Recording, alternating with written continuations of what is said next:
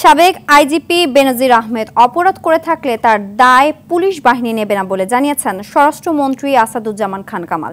তিনি দেশ ছেড়ে চলে গেছেন কিনা তাও নিশ্চিত নন বলে জানান মন্ত্রী। এদিকে এমপি আনার হত্যার বিচার আইন অনুযায়ী হবে বলে জানান তিনি। আরও জানাচ্ছেন বিপুল দেবরায়।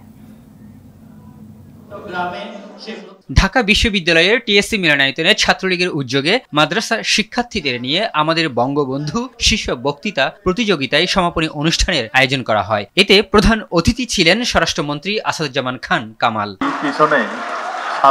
সাবেক আইজিপি বেনজির আহমেদকে ইঙ্গিত করে স্বরাষ্ট্রমন্ত্রী বলেন, ব্যক্তির দায়ে পুলিশ বাহিনী নেবে না।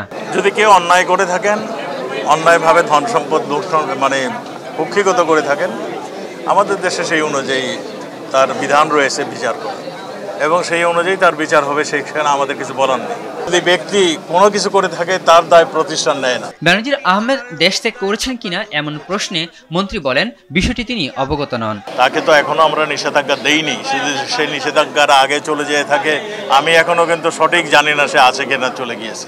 আনারুল আজিম আনার হত্যার বিষয়েও কথা বলেন স্বরাষ্ট্রমন্ত্রী। এই যে হত্যাকাণ্ডটা সংঘটিত হয়েছে ভারতে, কাজেই মূল যে হত্যাকাণ্ড অনুযায়ী যে মামলাটা সেটা ভারতেই হয়েছে এবং ভারত থেকে সেটা হবে, এবং ভারতের সঙ্গে যুক্তরাষ্ট্রের বন্দি বিনিময় প্রত্যাবর্তন চুক্তি রয়েছে।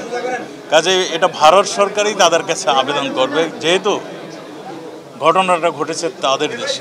নৃশংস এই হত্যাকাণ্ডে জড়িতদের প্রচলিত আইনে বিচার হবে বলেও জানান আসাদুজ্জামান খান কামাল। বিপুল দেবরায়, RTV, ঢাকা।